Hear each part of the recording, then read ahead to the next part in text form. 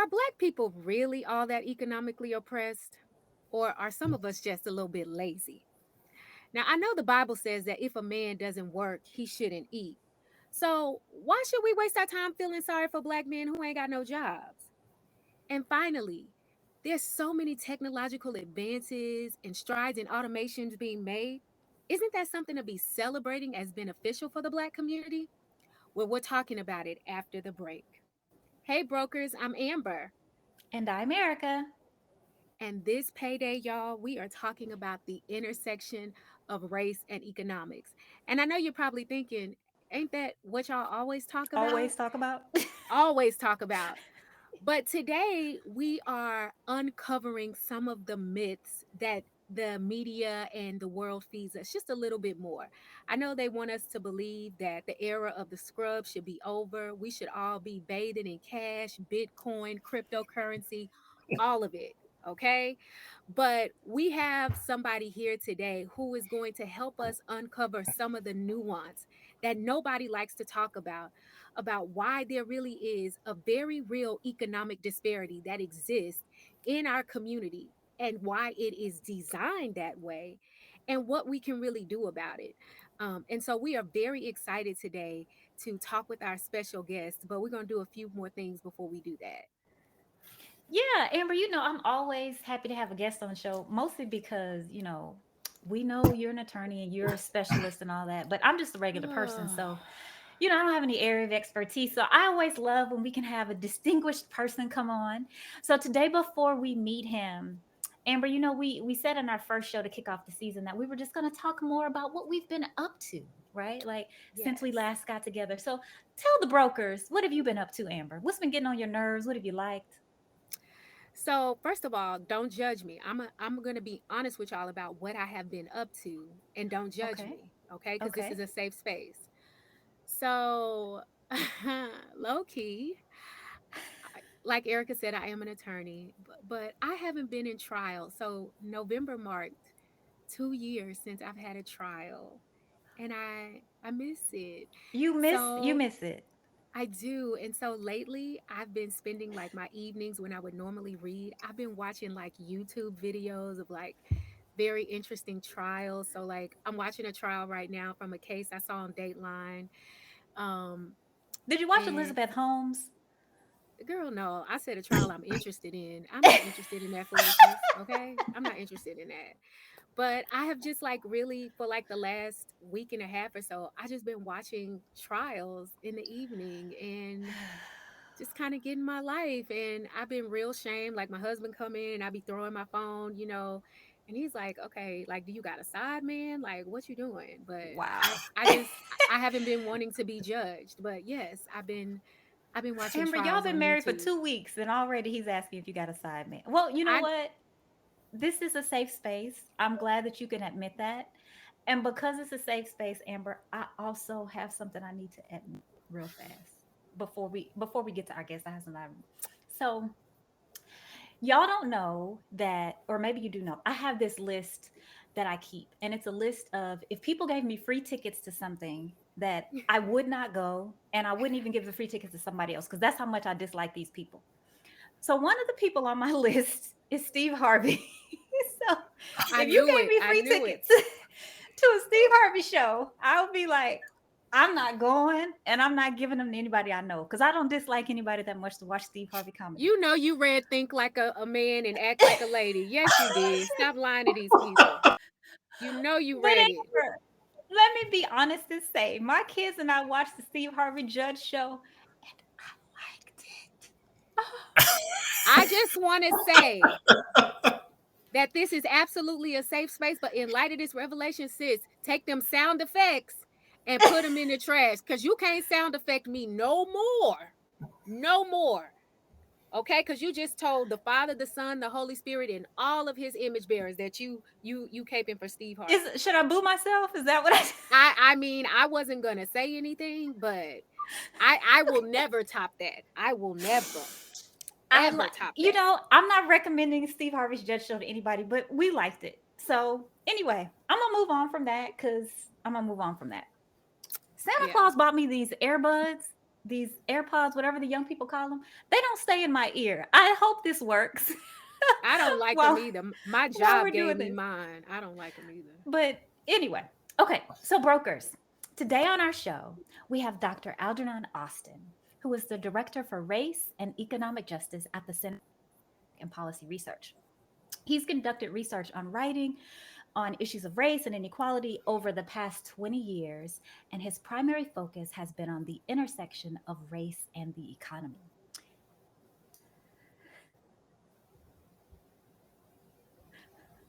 Sis, I don't what you I don't doing? know how to make it stop. Make what stop? Girl, keep reading.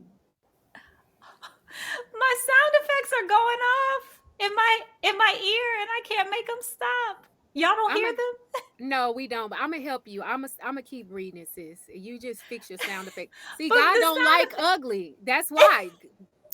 Any so Dr. Austin is the first director of the Economic Policy Institute's program on race, ethnicity, and the economy, where he focused on the labor market condition of America's workers of color. He has also done work on racial wealth inequality for the Center for Global Policy Solutions at the Thurgood Marshall Institute, the think tank that the NAACP Legal Defense and Educational Fund set up. He worked on issues related to race, the economy, and civil rights. And so Dr. I'm Austin has back. a, oh, praise God. Praise Yes. God. He's got a PhD in sociology from Northwestern University, and he's taught sociology as a faculty member at Wesleyan University. And he is also going to be teaching a class at Morehouse College here coming up. And he's discussed race inequality on a number of networks and other national television radio networks. And his most recent book is America is Not Post Racial: Xenophobia, Islamophobia, Racism, and the 44th President. Dr. Austin, welcome to the show. It is such a pleasure to be with you all. This is great. I'm enjoying myself already. We're glad So to hear that. We're glad to hear that. So it's interesting because obviously Brokish is a space where we talk a lot about money, blackness, economic subjugation, but we want to really unpack that in some very specific ways today. And I think that's particularly appropriate as we just turn the corner from the January 6th insurrection, as we march towards, I know that was a very appropriate eye roll. I know. As we march towards Martin Luther King Day, which is coming up in about a week or so.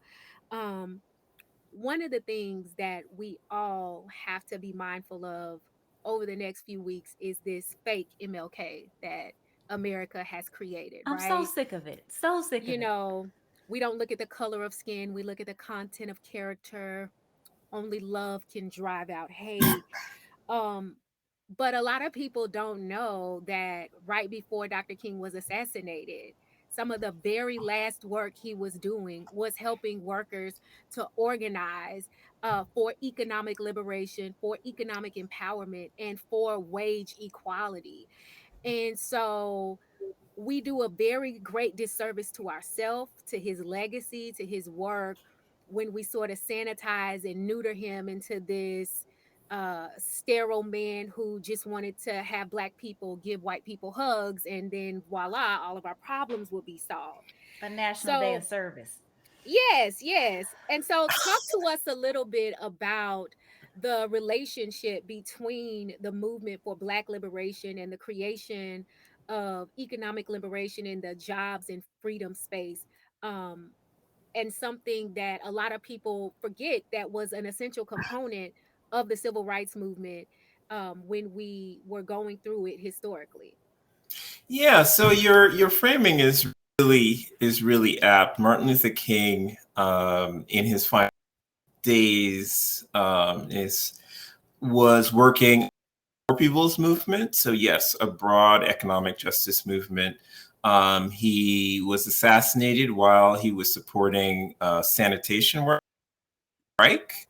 So yes, the issues of economic justice was what he was focusing on, and it was a through line for all of civil rights activism.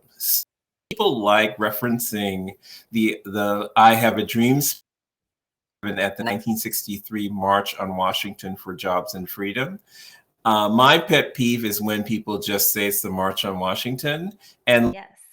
for jobs and freedom part, because that tells you what the march was for. Literally, it was for jobs. So it was about economic justice. It was about jobs and wages and economic opportunities. And it was also for freedom, the sort of the legal civil rights that we associate. So I used to be able to say that we had achieved of success on the legal civil rights aspect, and basically little to no success on the economic justice aspect.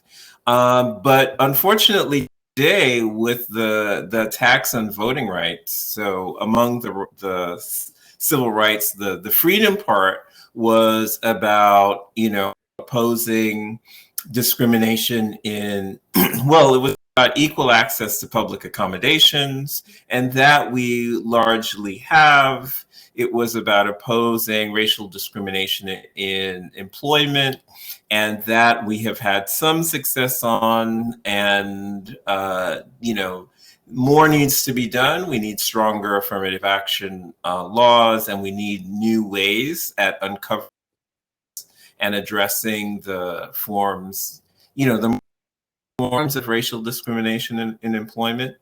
But on voting rights, I used to be able to say, well, we have the Civil Rights Act of 1964 and the Voting Rights Act of 1965, but the Voting Rights Act has been, largely eviscerated, and voting rights for African Americans and others are under attack. The For sure. really America's is under attack because you have there are structural issues like the Electoral College and like the Senate that is a very undemocratic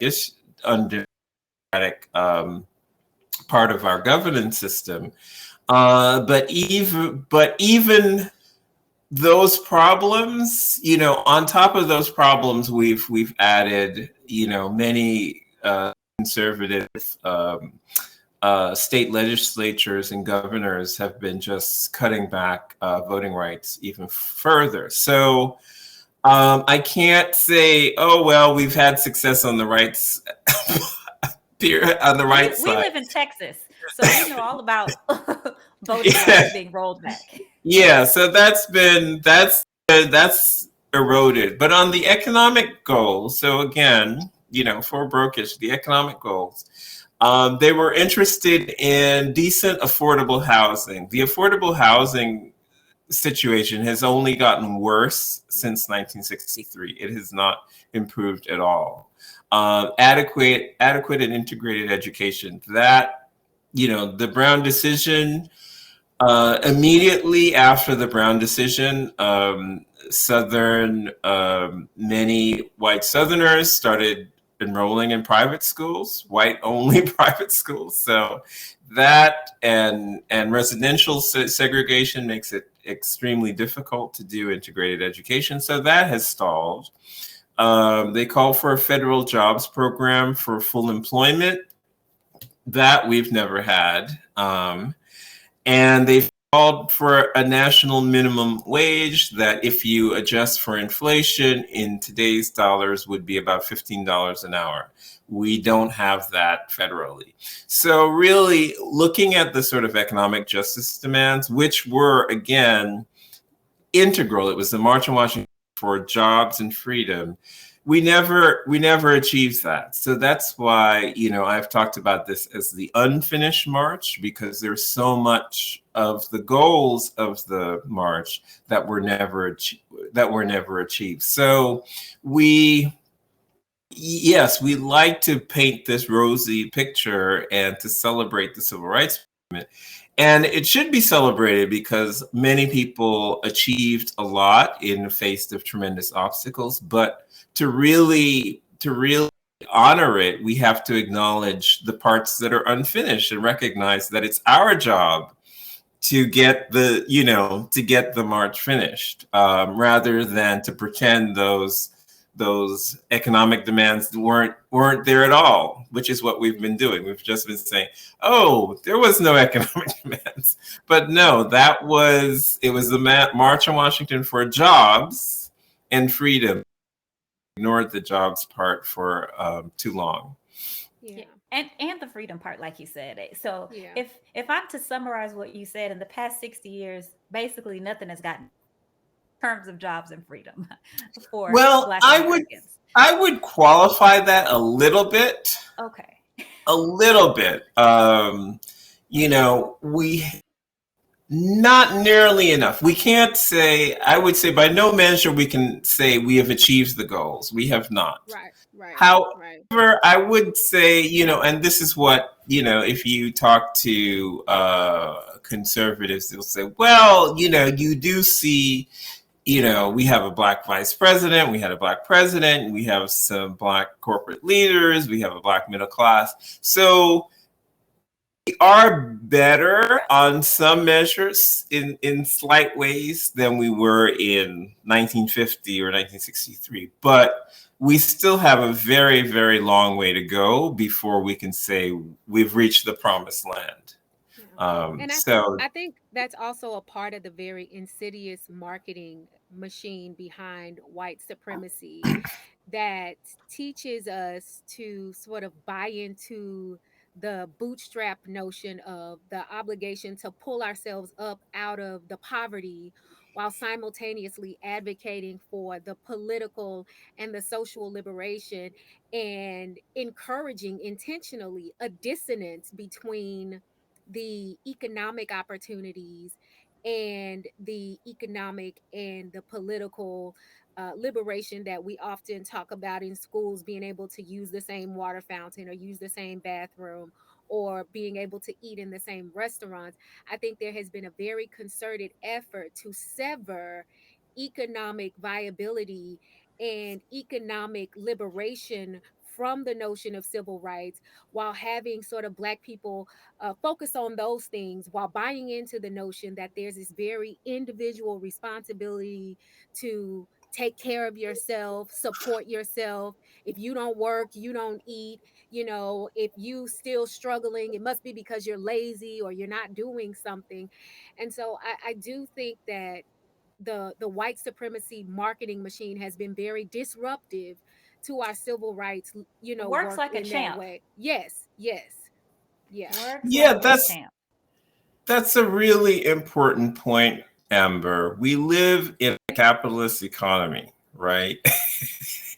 And the moment we stop paying attention to economics, we're lost. Yep. So yes, pay attention to sort of racism and sexism and all the other isms, but one of sort of frustrations is when I see progressives um, try to view these issues and disconnect it from the capitalist economy that we live in. All of these issues, be it gender, being race, be it immigration, they're all intertwined in the American capitalist economy. And you have to integrate class with your racial analysis, with your gender analysis, with whatever, because the driving force, one of the primary movers of American society is capitalism.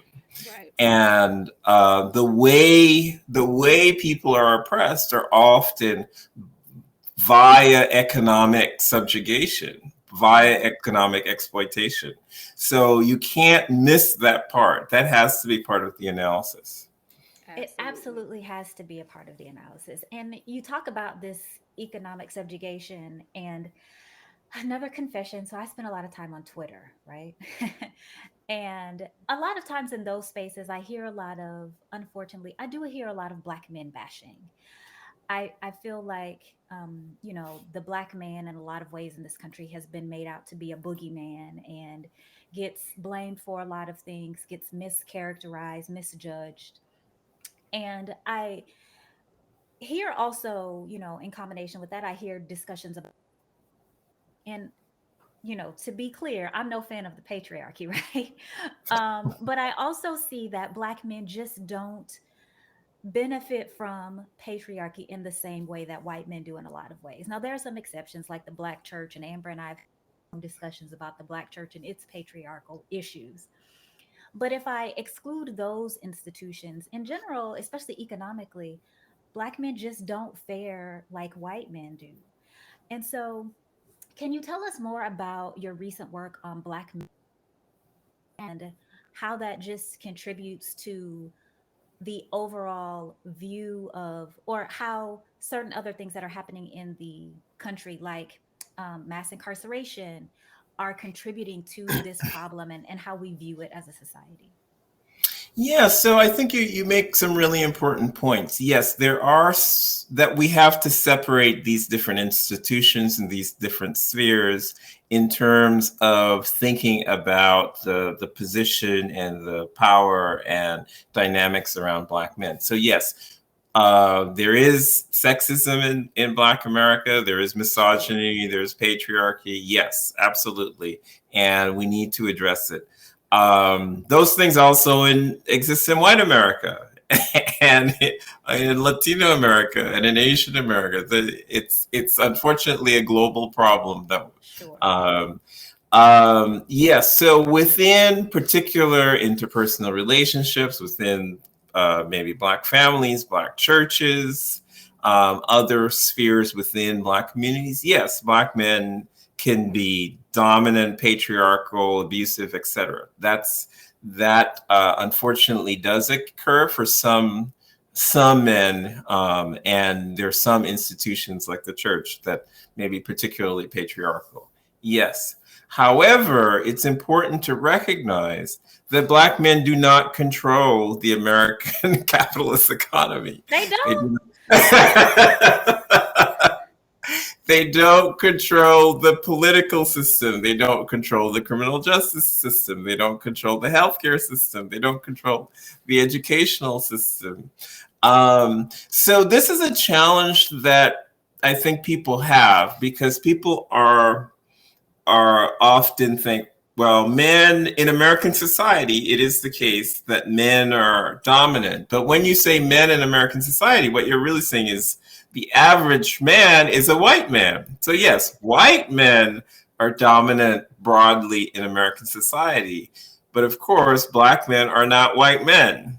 So people have a hard time sometimes thinking about, well, men are dominant, they say. So therefore, Black men must be privileged in some way. And maybe in like the church, yes, but in the American economy overall, absolutely not. In the criminal justice system, absolutely not.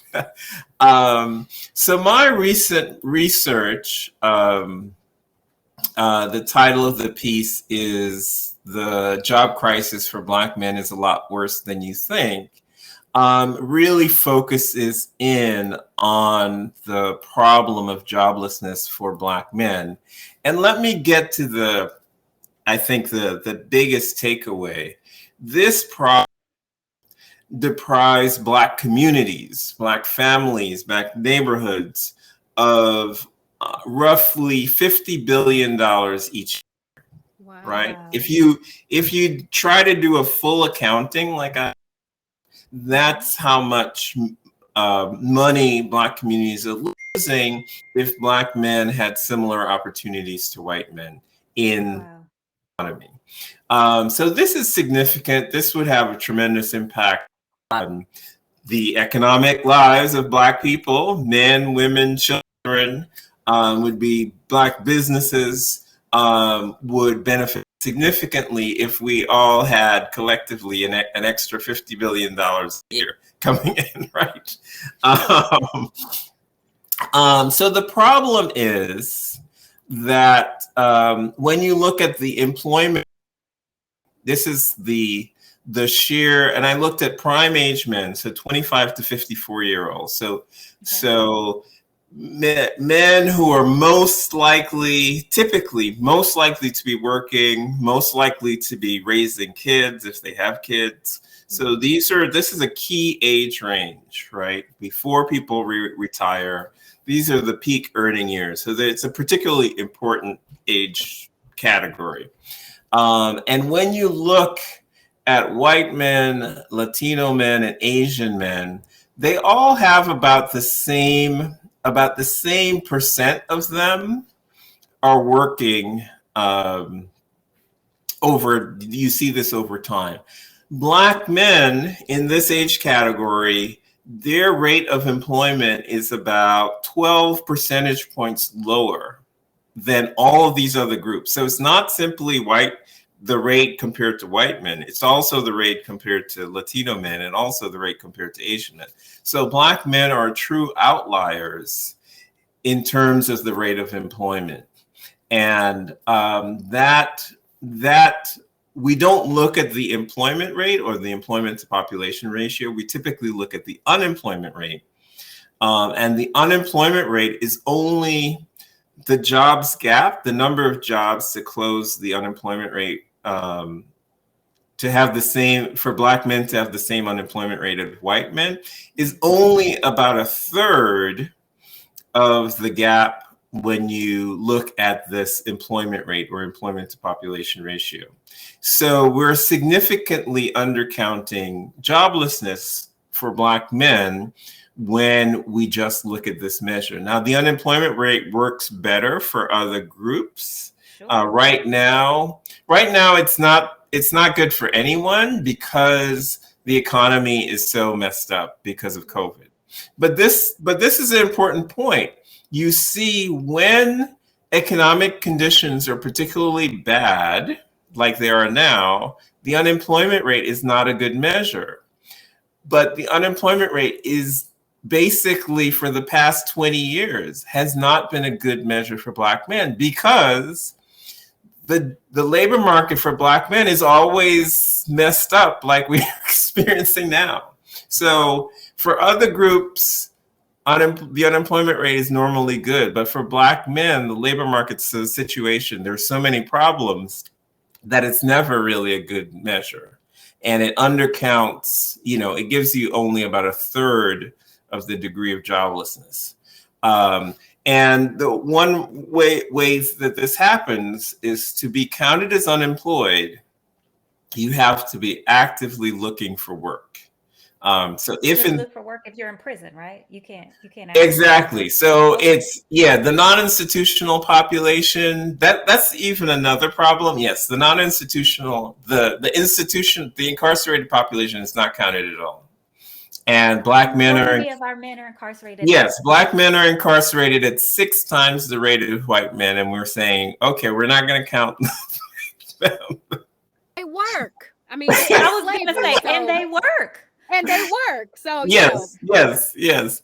Um, but um, but if, for example, you've been released from prison and you try to get a job, and people know, and you're Black, and you have a former, a criminal record, yep. your odds of getting employed are very, very low. And if over and over, employers just dismiss you because you're a Black man and you have a criminal record, you eventually give up. You eventually get discouraged. Or if you live in, Detroit or other places that always have very high levels of employment, you can say, look, I look around, I don't see any jobs. So why bother trying to apply? What do I apply for? There are no jobs. In those conditions where you gave up or you looked around and you saw there are no jobs, then the official statistics say you're not unemployed. You don't have a job, but you're still not considered to be They don't want it unemployed. enough. They don't want it enough. If they So last that long, because most of them, you know, not Right. finding jobs is creates eligibility for reoffense for a lot of probation systems. If you Exactly. don't have Exactly. a job by a certain point in time, you're eligible for revocation of your parole or your probation. Yes, that's, there's so many ways that the system just doesn't work Yeah. for rehabilitation and reintegration. So that, as I mentioned, that's about that gap, that employment rate gap or employment to population ratio gap is about 3 times the unemployment rate. But as Erika mentioned, that is not counting the people who are incarcerated. And that you add hundreds of thousands more jobs that the community is losing. But the other thing is that Black men have a very high mortality rate. Black people in general have a high mortality rate, but Black men have have a mortality rate that's even higher than Black women. Mhm. Um, so if and the mortality rate is linked to a whole bunch of other aspects of structural racial inequality in American society. Um, so if when I adjust for both incarceration and for mortality, then the unemployment rate, then the gap is about 4 times what we see with the unemployment rate. And then, so it's typically about 1.4 million jobs that Black communities are losing out on because of all of these forms of racial discrimination that impact Black men in particular in the labor market, in the criminal justice system, in health outcomes. All of those things together typically are costing Black communities about 1.4 million jobs, and that in the dollar value of that is roughly $50 billion that Black communities are losing. So yes, this is a huge problem. Um, and getting back to the issues that the March on Washington for Jobs and Freedom raised, what do we need to do to deal with it? We need to address the racial discrimination in the labor market better. We need strong affirmative action policies to confront the implicit and subtle forms of bias in hiring. We need criminal justice reform. We need better health care, and we Sound need. like all the systems we need better. Sound Yes, like all the major things. that is true. Ultimately, that is true. I'm just trying to shorten the list, but yes, the full answer is yes, everything. Because yes, education, you name it, it all matters. Housing, all these things matters. I was just trying to shorten the list. Yeah. One of the interesting things that you mentioned in your article is that also the toll that intuitively I guess I knew, but I just didn't think about the real connection is how many more people who want to be married could actually be married if the jobless rates were better for Black men. Black women are sort of looking around for partners and can't find any. Yeah, and this is an important point, and this is something that I've seen some people not fully appreciate. So again, if you look at that 24-year age category, and if you look at the ratio of males to females, for it's about equal. There are about Yep. equal number of males and females. Hmm. For Latinos, it's about equal. For Asians, it's about equals. For Black people, there are 9 men for every 10 women in that age group. So that unfortunately then creates a situation for bad gender relations and gender imbalance and weird dynamics going on.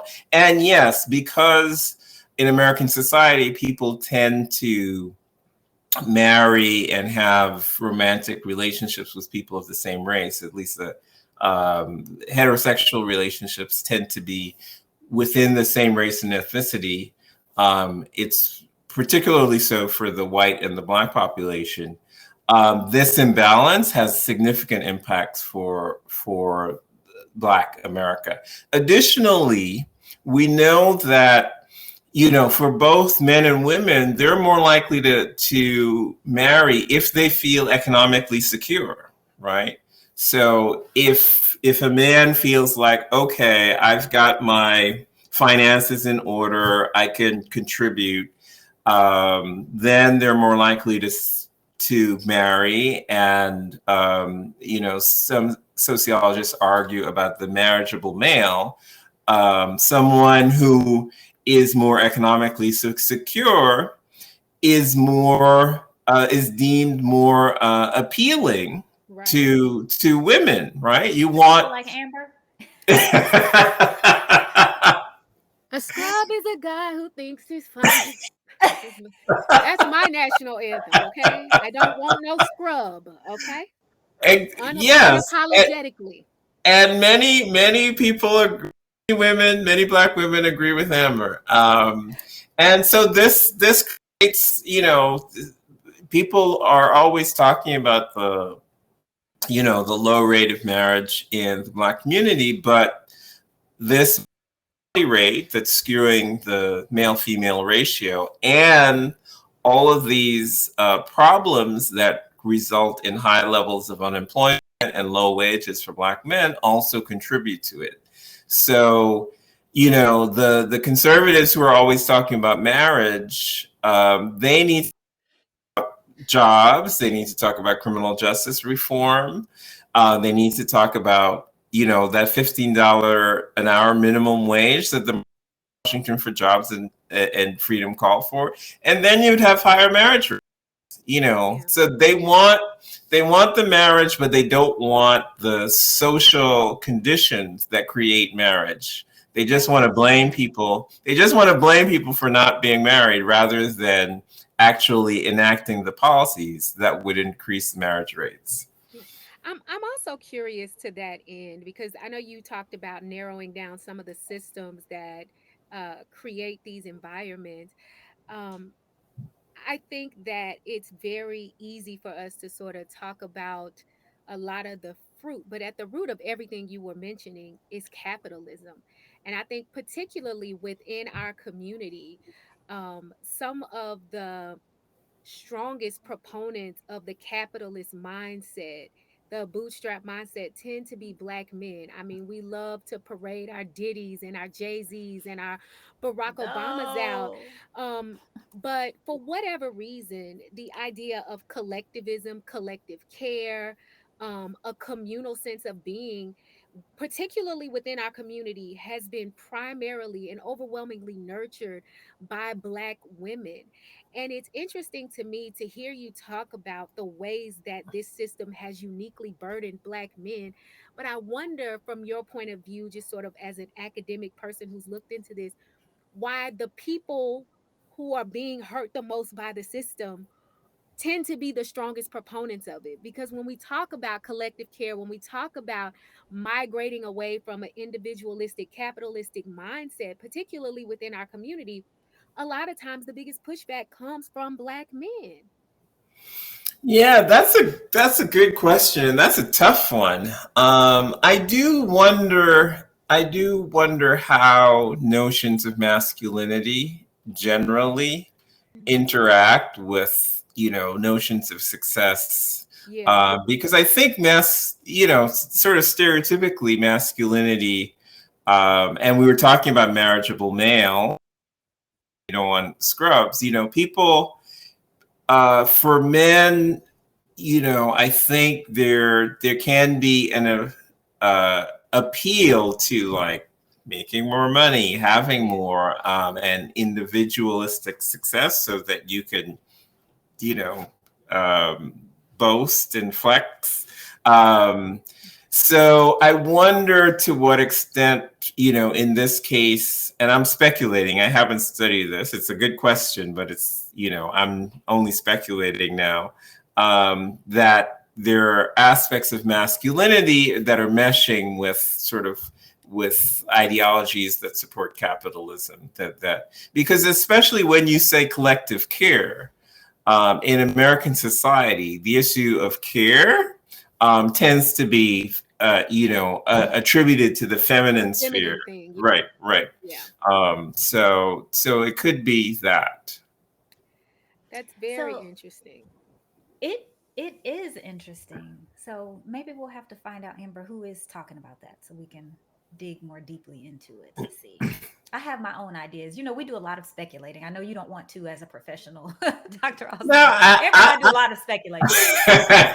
I don't mind speculating as long as it's clear that I'm speculating. As long as I say I am now speculating. I don't know for sure, or I don't have a lot to back this up. But here goes. So, before we wrap things up for today, we know that you wrote a book. And so, we would love for you to tell us about the book. And oh, here we go. Yes. Yes, we're able to see. I love it. You stoking my trial fire. I love a good exhibit, Yes. I love an exhibit. And you might not know this about us, but sometimes we can be messy. And one of the things that we're messy about on the show is my disdain for our former president, Barack Obama. Okay. That man is no friend of mine, and I don't believe he was a friend to the American people. Well, he wasn't a friend to the Black American people. Anyway, the interesting thing that I think is available in your book is that, he had a lot of haters, right? And for somebody like me who looked at his policies, and I'm like, this guy is the most moderate of moderates, and even moderate is probably giving him too much credit, right? And so you would think that people on the right would have had far more love for Barack Obama than they did. So it really looks like it just did come down to just pure old racism, right? Like I can't think of anything else. So can you talk to us about your book? But I just want to give an opportunity for all the people who say all I do is hate on Obama to give him a little bit of grace in this situation. Well, like I was saying before, I think you would find the first chapter of the book interesting because it's about people like myself critiquing Barack Obama, and they're all policy wonks. So DC, some of them worked in the Democratic Party, and they all had their critique from different angles. One woman who had a legal background was really talking about official appointments and how disappointed she was in his appointments, and others, his immigration policy and his labor policy and his organizing, his failure to spur organizing. And so you could get lots of different ways to critique Obama in chapter 1.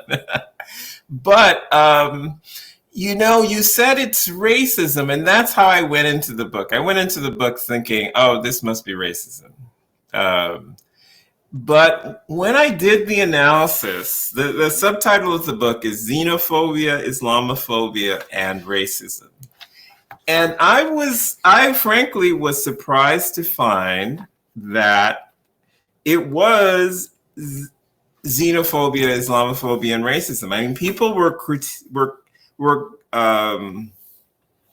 attacking him because they said he's a Muslim. So let me give you a quote from Obama hater number 306. Can you give me an Obama hater number after this? Please? I would love one. The left Obama haters, that's a different analysis. These are all the right-wing Obama haters. Okay. I'm sorry. But that would be an interesting analysis also. There were some left-wing Obama haters, but I didn't focus too much on them. So Obama hater 306 says, He's a Muslim radical set to destroy the country, replace the constitution with Sharia law, and become a dictator. He's an illegal sitting as president, and he should be on trial for treason with the senile Democratic leadership. So, That's a what lot. that it is a lot. It is a lot. And what surprised me, like I said, oh, this is just racism. This is just because he's black. But I kept finding people who are like, no, he's an illegal, who are insisting this man was not born in this country and did not have a right to the presidency. Um, and as this person said, he's a Muslim and he wants to impose Sharia law. So Islamophobia was there. And yes, racism was there also. They said he was lazy, shiftless person. So it was all in there, everything. But that surprised me because I just thought it was racism. But then I was like, wow, these people seem to really think, their anti-immigrant sentiment is off the charts. Their anti-Muslim sentiment is off the charts. So yeah, so that's what I learned. And remember, this book came out before Trump. This was 2015, so the research was done 2014. This is before Trump, and I didn't fully appreciate. In hindsight, I now see, yes. I mean, because how did Trump start off? He started off with an attack on Mexican immigrants. Yep. Says they're murderers, they're racists. And so the xenophobia there, he wanted an Islamic ban. The Islamophobia was there. And of course, lots of anti-Black racism in his policies. So all the elements of the Obama haters are in Trumpism. Yeah. So Obama ushered them in. He held the door open for them all. I also wonder how much of this is driven by white evangelicalism too, because this sounds so much like white Jesus. I mean, because sounds like going to church at some of these evangelical churches. It sounds so much like white Jesus. I mean, this idea of Sharia law just cracks me up because a lot of the clerics and white Jesus have a lot in common. They generally feel the same about men. I mean, about men and their superiority, about women's roles, about gay people. I mean, they got a lot in common. So it's always so funny to me how they talk about, Sharia law, as some kind of radical thing when most of the sermons they get on Sunday feel eerily similar to their Bedouin clad homies in the Middle Yeah. East. Yeah, and they want a theocracy also. Yes. They want to, completely merge religious teaching and the legal system or their particular interpretation of religion into the legal system. So yeah, there are tremendous similarities. That is very interesting. It is all very interesting. And so thank you so much for coming on the show to talk to us today. It's It been has been fun. It's been so much time had passed. When you said we're almost done, I was like, really? I thought we just started. We're just warming up. Well, look, when we ask you to come back, don't act like you don't know us then. I am looking forward to it. This is great. This is so much fun. I've enjoyed this so much. Yeah, just thoroughly. This is a great way to start off the year for me. Well, thank you for helping us to get to the bottom of it. I think it's so easy sometimes for us to talk about these issues sort of on a macro level, like knowing intuitively and experientially these things are happening. But to be able to sort of dissect very specific ways that not only systems of oppression work in tandem, but ways that we as people have been ineffective in advocating for ourselves, either because we are unaware or either because we have sort of bought into some of the larger, broader messages coming out of society about who we are and how we're positioned. So hopefully we help people today peel back some of those layers to see that this issue is much deeper than we thought it is. And there are very specific ways that we need to be keeping in mind how the economic impacts of racial capitalism work to affirm and encourage the freedom that we believe we're fighting for when we're marching in the streets, when we're talking about a lot of legal reform and things like that. We have to keep our eye comprehensively on the ball. And so, thank you for helping us to realize that today, because I think for a lot of us, that economic component gets lost very easily. I Yes. agree. So, Amber, give the brokers the homework for today. All right, y'all. So, the first piece of homework is follow Dr. Austin on Twitter at Algernon underscore Austin. Okay. So that you can stay abreast of this component of our fight for the freedom that we don't talk about enough.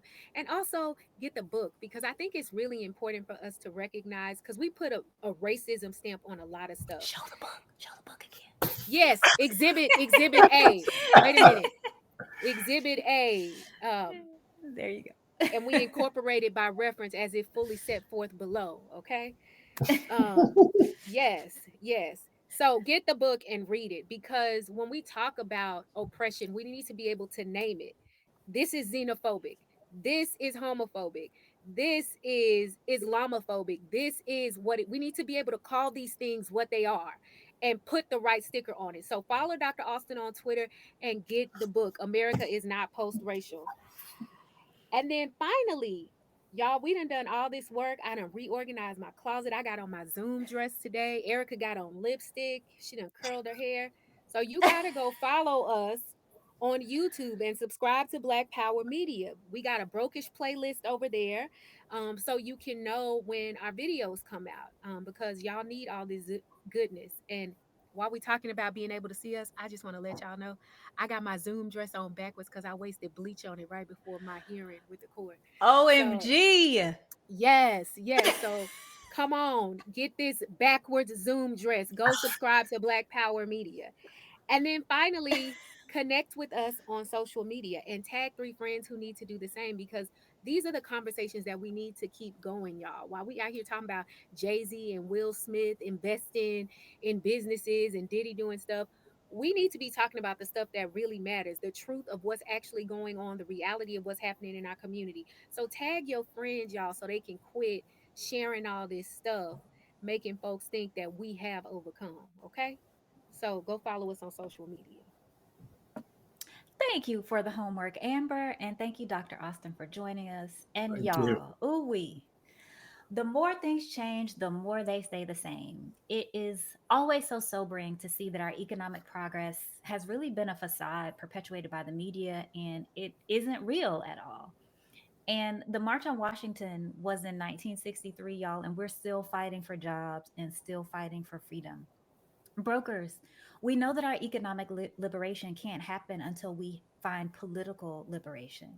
And it can be so tempting to want to emulate the moves that we see being made by capitalist corporate interests.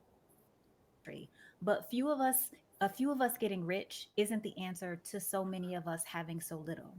We must continue our focus on the collective strides that we can make to assume the power that is rightfully ours. I believe that was our ancestors' wildest dreams. Thanks for tuning in, and we look forward to catching up with you on the next episode of Brokish.